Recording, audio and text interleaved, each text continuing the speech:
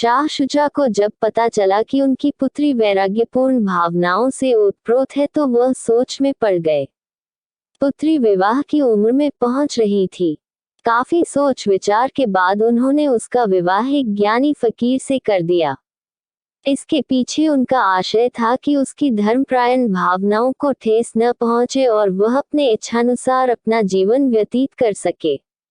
शाह शुजा की पुत्री शादी के बाद अपने फकीर पति के साथ खुशी खुशी उसकी कुटिया में आ गई और कुटिया की सफाई करने लगी।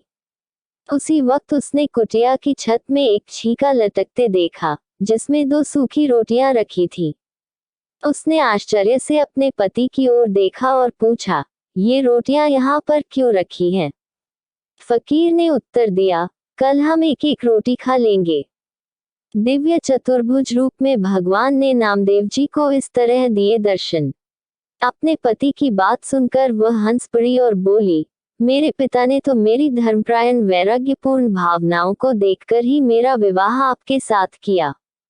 वे आपको बैरागी और अपरिग्रही ज्ञानी फकीर समझते थे, लेकिन आपको तो कल के खाने की चिंता आज से ही है।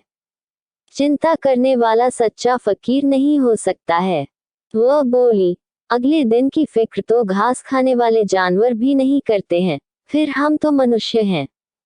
मिला तो खा लेंगे, नहीं तो आनंद से प्रार्थना करते हुए रात व्यतीत करेंगे। फकीर ने अपनी पत्नी को अपने से भी 10 कदम आगे समझा और मन ही मन उसके आगे नतमस्तक हो गया। फकीर बोला, आपने आज मेरी आंखें खोल दी। सिर्फ कहने से कोई सन्यासी या फकीर नहीं हो जाता है, बल्कि उनके आदर्शों को जीवन में उतारना पड़ता है। आप एक राजा की बेटी होकर राजमहल त्याग कर फकीर की कुटिया में आती हैं, लेकिन फकीर होने के बावजूद मुझे कल को पेट पालने की चिंता सता रही थी। सच में अब मेरी आंखें खुल गईं।